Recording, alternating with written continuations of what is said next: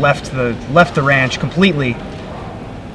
Oh yeah, Brad's the opening hands Brad gets are pretty hilarious. He sent me, the way he introduced the deck to me was he sent me a screenshot of an opening hand on Magic Online in a constructed tournament where he had Blackleaf Cliffs, Seachrome Coast, Ancient Grudge, Lingering Souls, Sun Titan, and something else. So I was just, it's pretty hilarious when you have an opening hand of 4 lands of different types, 3 spells of different types, and you cannot cast a single one of your spells.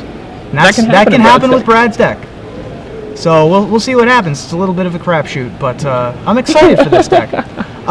We would love to hear your opinions of the ongoing matches throughout the day, and your opinions on anything in general. You can tweet us at SCG Live, hashtag SCGINVI, so you can join in on the conversation, and we'll be adding to the discussion later as well. And now, something that we didn't really talk about in Brad's sideboard is that he has access to 4 copies of Arc Trail. Yes.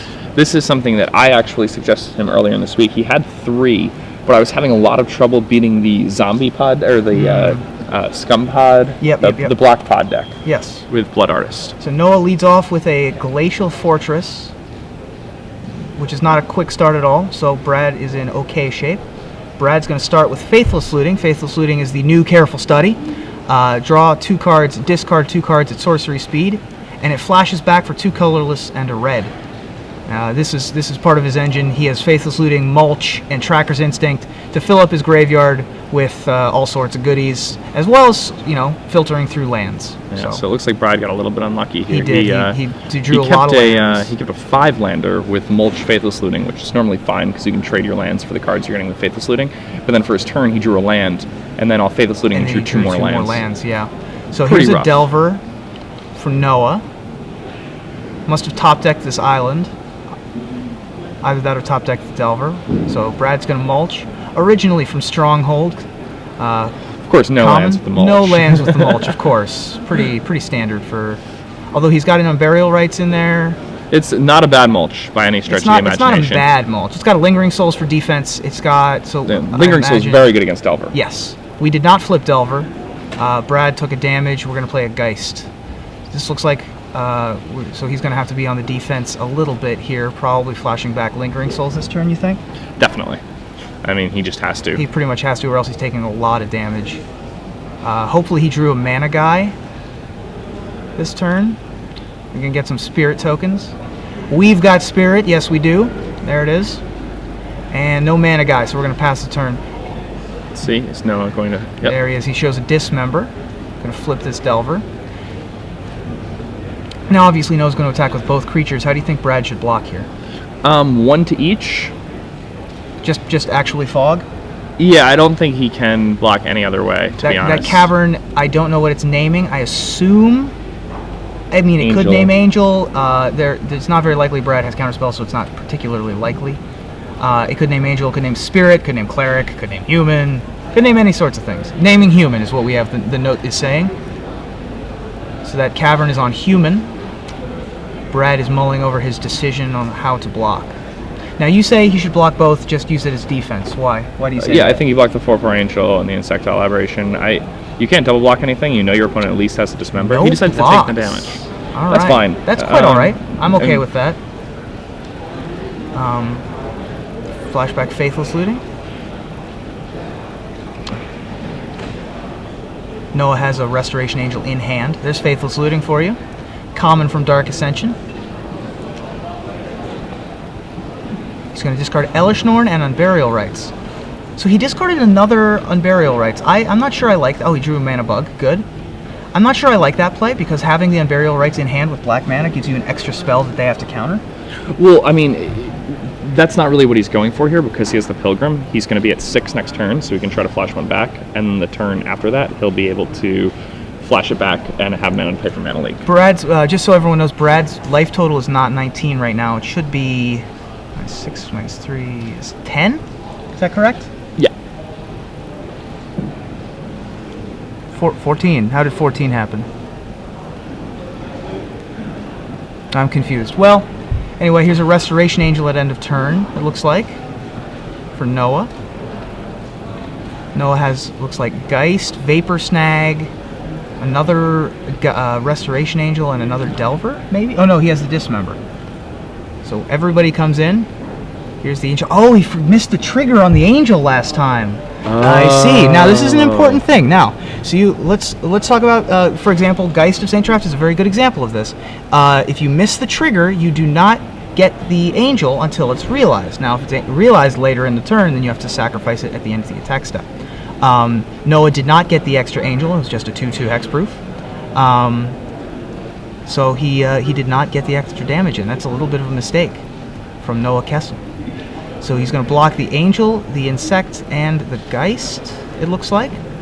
Yeah, no, I like those blocks. So I don't think you could try to do 11. any like double blocking or triple blocking against Delver, especially when they've revealed. So he just has to go for the Elesh Norn. Luckily, Noah does not have... Ooh, wow. Does not have the Mana Leak, so that's a Wrath of God that's going to get Vapor Snagged. He's going to have to find another way to discard that Elesh Norn, it looks like. I mean, in 2 turns he'll be able to cast it. However, Noah does have another Geist in hand. Keep in mind, he also just drew a Snapcaster Mage.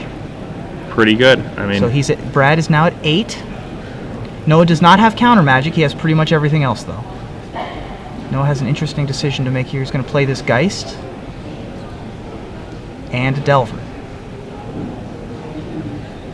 So how do you think Brad gets out of this?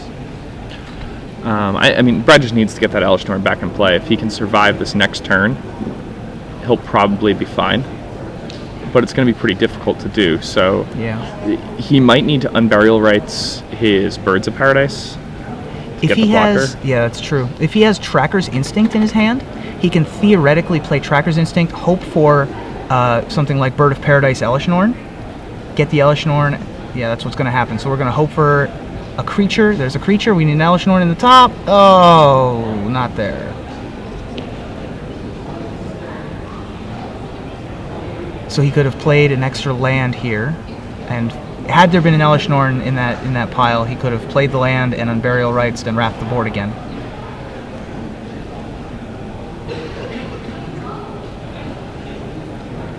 Yeah, Brad's in a tough spot here. Tracker's Instinct, for those of you that don't know, is sort of like Mulch's 5 and 6. Colorless and green, uncommon. It's you reveal the top 5 cards of your library and choose a creature card from among them and put them in your hand, and the rest in your graveyard, and has a flashback of 2 and a blue. You may okay, he's going to scoop them up. Does not have seems to make does sense. not have what it takes. Noah had a really aggressive after turn 1 had a really aggressive start. Yeah. So, now something that's interesting from Brad's angle is, had he not chump blocked with the Pilgrim, he would have been able to have cast. That's right. The Elesh Norn. Yeah. The next turn. So was that? What do you think that's just a misplay, or do you think that was a calculated risk that he decided to take? Okay. For me, I believe that there's no way he thought that his opponent could have a Vapor Snag in his hand, because he knew his opponent had a Dismember, and his opponent didn't use the Dismember and the Vapor Snag to deal with 2 Lingering Souls tokens, right? Which would have put Brad on a 2-turn clock, which seems like the very obvious play. But his opponent did not make that play, and as a result, Brad probably assumed that there was no way his opponent could have a Vapor Snag. Fair enough. So, I mean, that's the reasoning I would use if I were to block with that Pilgrim there. So let's look at sideboard. And I might have blocked with the Pilgrim. So, Brad's going to be on the play, and he's going to do the 2-card sideboard. You think? Just 1 card. Or the 1-card sideboard. The 1-card switch. He's going to bring in the extra. Although we didn't see a sword. So, do you think that he'll still bring in the Ancient Grudge? Yes. I mean, I think I'll bring in I mean, you know your opponent's going to have swords, perhaps not post-board, but probably. And you want to have access to at least 1 Ancient Grudge. He has 1 main, but the only other option he really has, because they're a Geist deck, he's probably bringing in the extra image also. When I played this deck, it was actually a 4 image in the main deck. But it looks like Brad is actually playing an extra land than he was playing. I see. He's playing 4 Black Leaf Cliffs and a Gavany Township. And a Gavany Township. Or he had 3 Black Leaf Cliffs and a Gavany Township, and he was strongly debating whether or not he should play the Gavany Township is an interesting part of this deck, because it gives you a good game, secondary game. If your opponent plays a Nihil Spellbomb or something, and you just have a lot of Lingering Souls tokens, you can just slam Gavany Township and show him who's boss. Yeah, and with all your mana creatures, it becomes very easy to activate it earlier in the game, and it also, makes your mana guys relevant as the game progresses. Absolutely. So that's great synergy with them. Noah's sideboard has 3 Phantasmal Image. You think they're coming in? I would think so, considering he saw an Elesh Norn. Timely Reinforcements. I don't think Timely Reinforcements, in spite of the fact that Brad often has more creatures, I don't think that's going to happen. Dissipate. Lots of flashback cards, so I think Dissipate's going to come in. Definitely. Then we got a lot of one-ups. We got Consecrated Sphinx, Tamio, Day of Judgment, Celestial Purge, Divine Offering, Mental Misstep, and Gut Shot as one-ups. So he's got a lot of stuff he might bring in.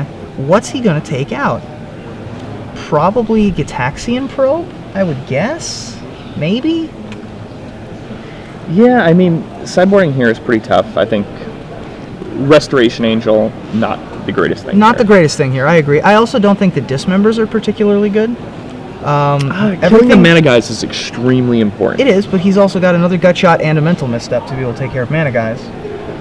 And Dismembers are the cost of a lot of life. Although, yeah, I guess if you're willing to pay 4 life to have 2 extra cards in your deck to be able to take care of 1/1s, because it's not going to kill an Elesh Norn, it's not going to kill a Sun Titan, so... I think the Day of Judgment's a possibility. It's definitely a possibility. I don't know if he wants to be on that plan, because I agree. If you're casting Day of Judgment, you're already behind. Yeah. So it's probably Phantasmal Image and Gut Shot, and then maybe Dissipates. He's got 3 Phantasmal Image, 2 Dissipate, 1 Gut Shot, and then he'll probably take out, what do you think? Well, he's got to bring in his Consecrated Sphinx. Oh, he's got, right. I think he has to, because he, when he's playing against a Frights deck, and they have no way to kill it, and against any deck where the game can hypothetically go long, and your opponent has no way to kill a Consecrated Sphinx, and no way to counter your Consecrated Sphinx, obviously. Sure. We got some Consecrated Sphinx. But Sword of War and Peace could come out. And yes, Brad has Lingering Souls to kind of gum up the air, but you're playing against a Frights deck. Frights is a deck that almost always has Ancient Grudge. True. I don't want to say always, because I'm sure there's somebody who's played it once without it. But it's a deck that hasn't been played really recently, because it got hated out a lot because it got discovered. Then everyone started playing decks that could destroy it. Then everyone forgot about it. In this Delver Wolf Run sort of metagame, there aren't really that many answers to graveyard-based decks. Yeah, you don't really see many Nihil Spellbombs outside of very strange decks. So. Right, and this is like the only deck I've seen with Lingering Souls in it in a long time. Like, there aren't a lot of people playing that card anymore. And that card's really good. That card's real good. That card's 5 mana for 4 power of flying that can't be taken care of by a Doomblade. So you can pay for it in 2 installments whenever you feel like it. Yeah, whenever you want. And you still get to cast it when you discard it to your Faithless Looting. I would like to point out for the folks at home, yes, that is Brad Nelson with a Chohawk. He got it recently. That's going to be featured on an episode of GBTV on Star City Games pretty soon when he got his Chohawk on. He looks a lot like Zangief from Street Fighter. We've been making jokes about that all day, or all week, basically. Yeah, and that's where the deck name comes from. That's right. It is the Red Cyclone. Yep, he's going to spin his elbows around and drop an Elesh Norn. I think it looks pretty good on him. Yeah, it's fine. Yeah, it's a look. I mean, it's not, it's just hair. You're not going to live for, it's not going to be forever. Yeah. So why not? We got a couple known celebrities in the Magic community walking around with interesting hair. Ben Hayes has his blue on. He's got the full blue hair thing going. Caitlin Lindbergh has super pink happening. So we've got some interesting haircuts happening around the room. And why not? It's a celebration. Josh Cho, no longer with a Mohawk. That's correct. Took off the Mohawk. Did not want to be associated with Brad Nelson. So we got an Avacyn's Pilgrim off of a Razor Verge Thickets for Brad Nelson. Much better start this game, I think, than a Faithless Looting. I'd much rather have a Mana Bug. Although the Faithless Looting was real unlucky for Brad last game, so perhaps I speak too soon. I mean, it all depends. So we have Seachrome Coast into Ponder for Noah Koessel. Noah keeps them on top and probes Brad Nelson. Brad has Unburial Rights. Blackcleave Cliffs, Lingering Souls, Faithless Looting, and Lingering Souls. So, quite the Air Force in Brad's hand. That's a hand. Yeah. Now, Noah does have a Vapor Snag, a Mana Leak, looks like a Restoration Angel, perhaps a land. So we're going to go Souls on turn 2 for Brad Nelson. We've got Spirit, yes we do. There's the Lingering Souls itself, the Tom Martell special. Put 2 1/1 white Spirit tokens into the... Sorry. 2 1/1 white Spirit tokens with flying onto the battlefield and flashes back for a colorless and a black. Quite the format definer. And now Brad has a few different interesting lines here. He did draw a Sun Titan, so now he has an Unburial Rights target if he so chooses to Faithless Looting. Yep. But I think that's probably the correct play because he doesn't have another land to play this turn. I didn't see. Did you? I did not see another land either, and I don't think he drew one. But one thing that he could also do is he could Faithless Looting and then pass the turn, feigning missing the land drop, and then have the 4th land for the next turn, because that that gives his opponent like it's a psychological ploy that will often make your opponent cast something like a Geist on their 3rd turn. So Brad's still mulling his decisions. I think, as are we. Lingering Souls could be in order here. Just flashing back or casting another, you think? I think you just hard cast another one. Just use your mana most efficiently. Then so the options are hard cast the Lingering Souls in hand, or you could Faithless Looting and then flashback Lingering Souls. Well, you don't have to double. You don't have black and red to do that. Oh, you don't have black, black and red. Both come from your Blackleaf Cliffs. The match is paused. I see. We lost contact with the judge. So that is what's happening here. Although I'm sure he is also mulling his decisions as well. Yes.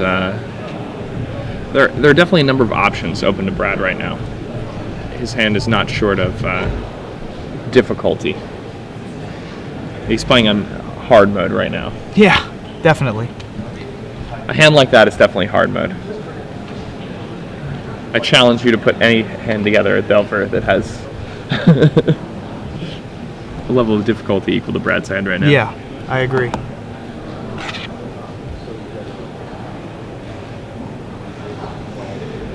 All right, so Brad talking to Noah a bit. So let's talk a little bit about the villain of the format, Blue-White Delver. What do you think about... So I was walking around the room. It looks like there's about 30% of the players are playing Blue-White Delver. It's a pretty big percentage. It's not as big as I might have thought. But it's a high prestige tournament. Players want to beat the best deck, not necessarily beat the target. Mm-hmm. Do you think that... okay, so we're back to the match. Sorry. We have Faithless Looting. No land still for Brad, but we do have a mulch off of that. So we're probably... Yep, we're discarding the Elesh Norn we drew and Unburial Rights. I would imagine we're playing a mulch here. Yeah, that would make sense. And then hopefully finding a land in the top 4. Noah debating on if he wants to counter this with his Mana Leak. If he knew Brad's hand, he probably would. And he knows most of it from Gitaxian Probe. But he can be sure that...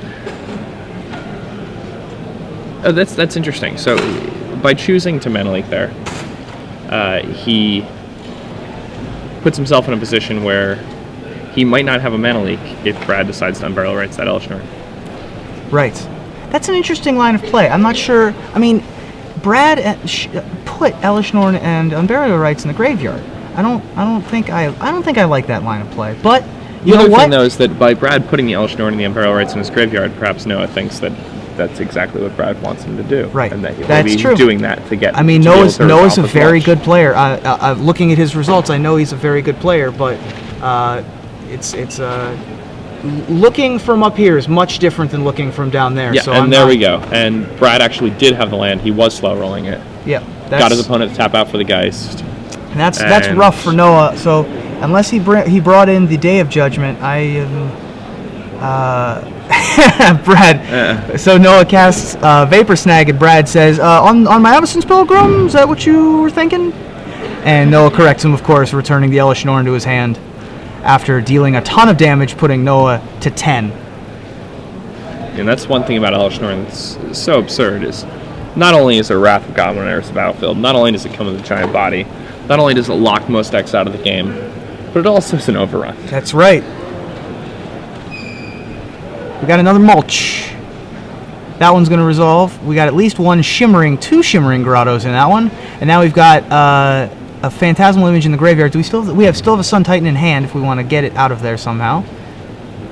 Another Lingering Souls. This is going to get dissipated by Noah. Noah's still on the back foot here. He's at 8.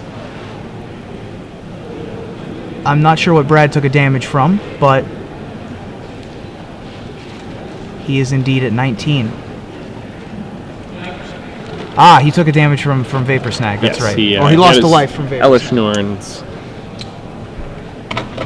was bounced. So what are Noah's options here? I think Noah just loses. I think he probably has like a Restoration Angel in his hand. So we're gonna Gutshot the Pilgrim so that we can't hard cast our giant fatties.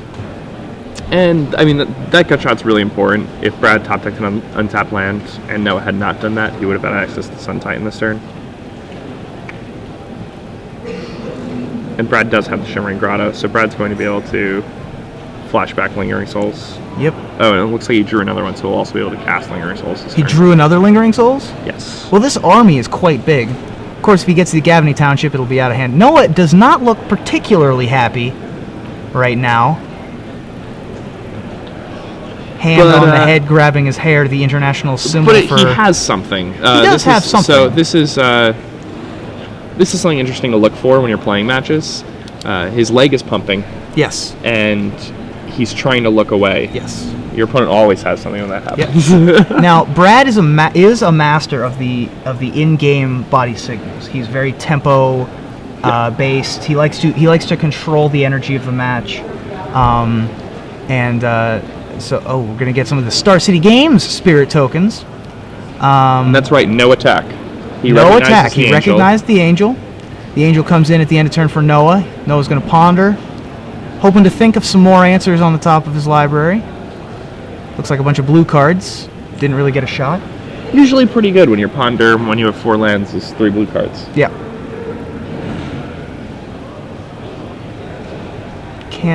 Still can't tell what he's got.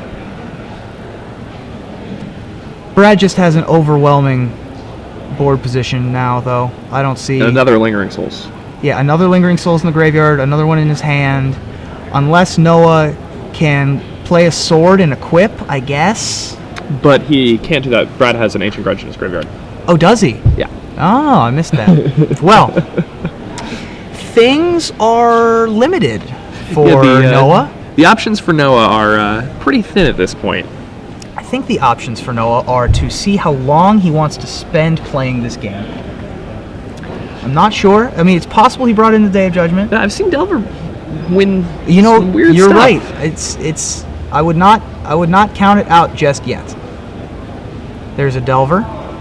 Not the best card right now. Strongest play that I've ever seen. So we have Sun Titan Elish Norn, Copperline Gorge, and it appears to be a Avacyn's Pilgrim in hand for Brad. Brad's just gonna all-out attack.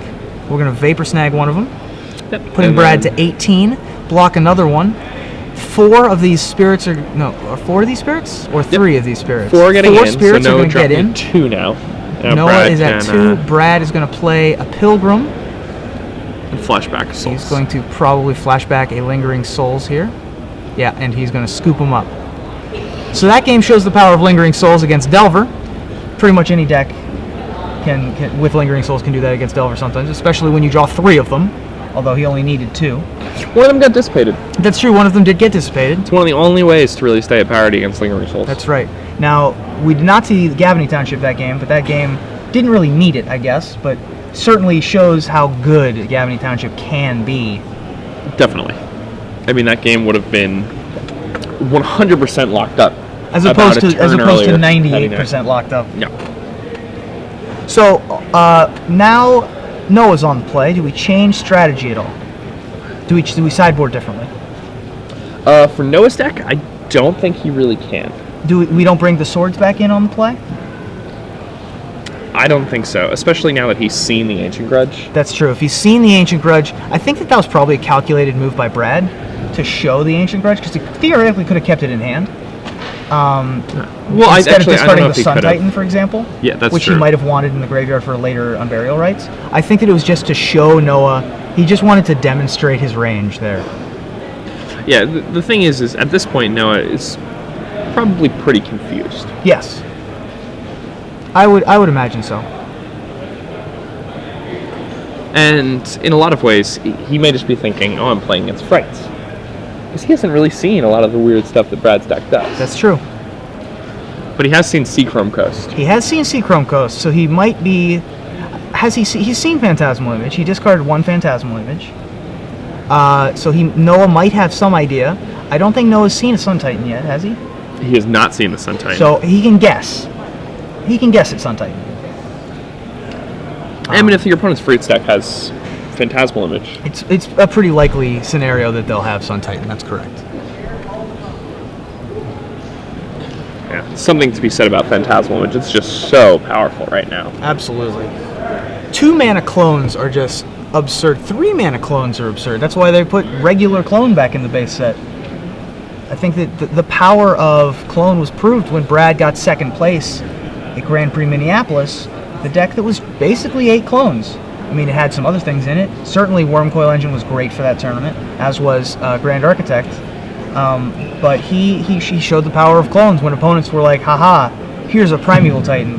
And then Brad said, I have 3 now. Please come to the open stage. So, Adrian Zambrano, if you're in the hall, Infinity please come Ghost to the open Quarters. stage. So again, this is Jacob Van Lunen. I'm being joined by Ruben Bressler. We're here in Indianapolis bringing you guys coverage of the Standard Invitational portion. And this is a match between Brad Nelson, former Player of the Year, facing off against Noah Koessel. Noah Koessel, I had some information about. He has won at least one PTQ. He has several decks on the line, so I imagine. And he's qualified for the Invitational. So you don't have any slouches in this tournament. And Noah appears to be a very competent player. I'm impressed with a lot of his play in the game 1. He didn't really do much in game 2, but that's because Brad's deck just sort of did one of its things. As a reminder, once you don't play, you're not allowed to remain inside the playing area. Now, So once you don't play, something that's interesting is that Noah's deck Thank you. does not have any way to interact with Brad's graveyard at all. Correct. So, and none of the Delver decks do really. Right. Basically, So- nowadays you have no way to interact with the graveyard because who needs to? Yeah, the only decks that play Graveyard Hate are Solar Flare and the zombie type decks because they don't really have anything better to put in their sideboard. Right. When you're mono black, drawing a card and removing your opponent's graveyard is acceptable, Yes, very much so. even if it's just Brad Nelson in your tournament. And Solar Flare, you need to have Nile Spellbombs or Surgical Extractions or something because your whole plan of endgame tapping out and just going really big and controlling the early game hinges entirely upon your opponent not having access to going as big as you.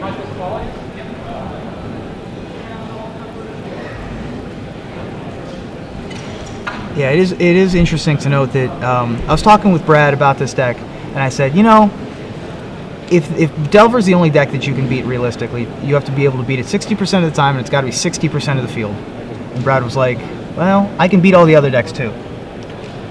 And the deck can beat all the other decks. It certainly can, yeah, because no one's expecting it right now. Like, there's no one really who has The game 1 against the blue-white and blue-white-black control decks for Brad's deck. Attention players, if you signed up for So good. Winnabox number 2, your event is ready at the open stage. Once again, standard Winnabox number 2, your event is ready here at the open stage.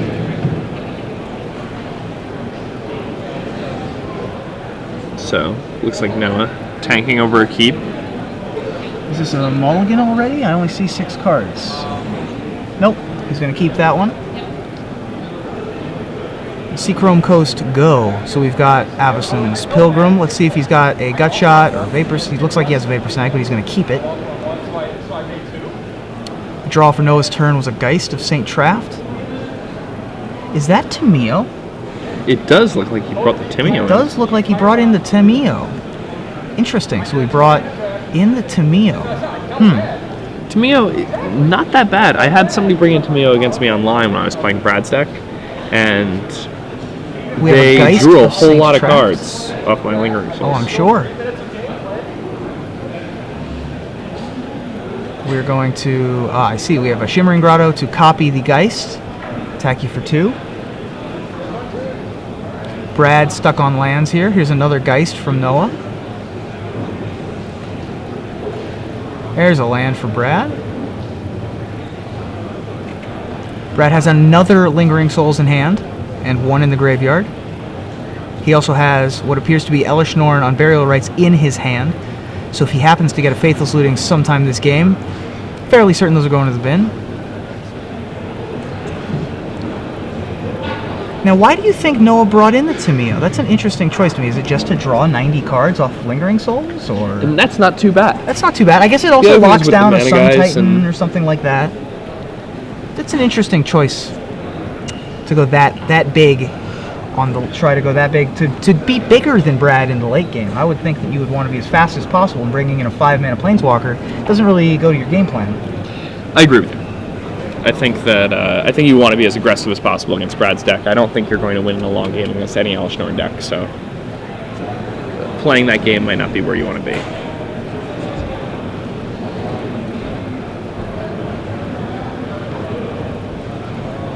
Brad casts Mulch, fills a Black Leaf Cliffs, 2 more Mulches, and an Elish Norn. And then brings some more spirits to the fight.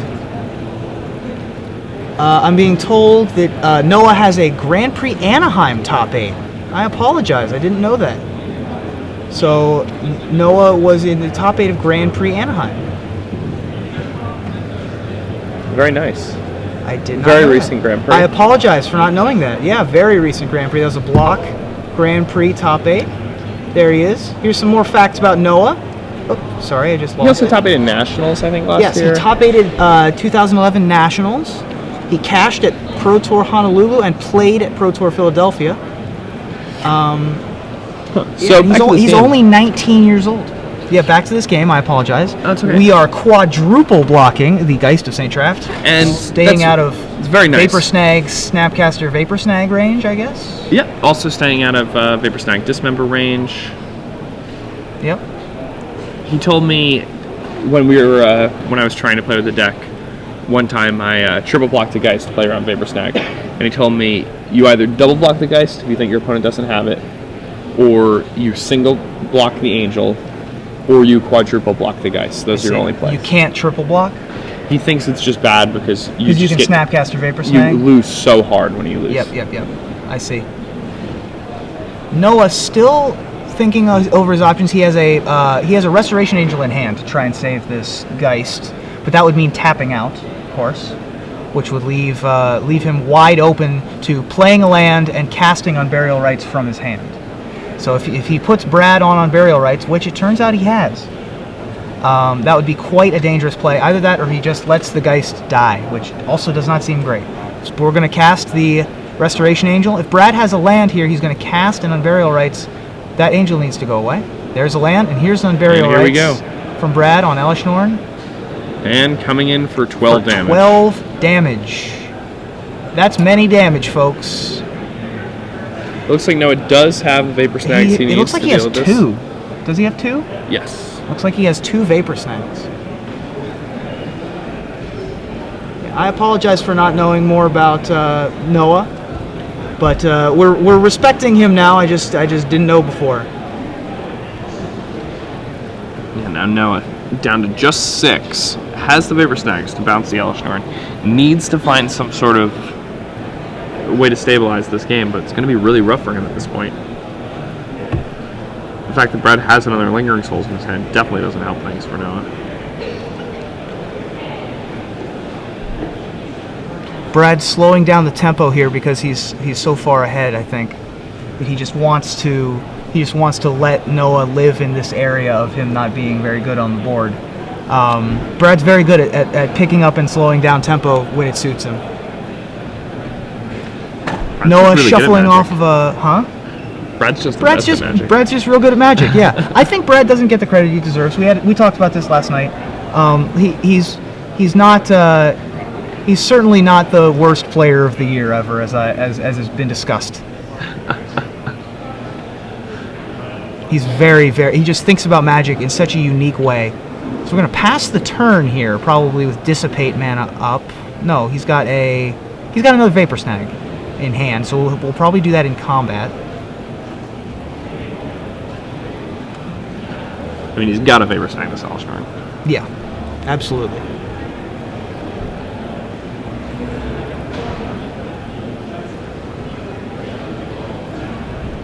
So, Alshmark gets Vapor Snag, Brad pulling a 15 here. Yep. Angel blocking a token. Another token gets Vapor Snagged. Gets him 2. Now it's going to fall to 4.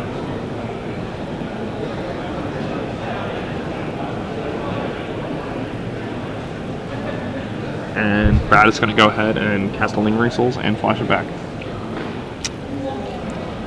Well, when your opponent's board is a bunch of red, green, black lands and Lingering Souls tokens, you're somewhat confused, but you're also likely dead. Unfortunately for Noah. Noah never getting to this fifth mana that he needed for Tameo.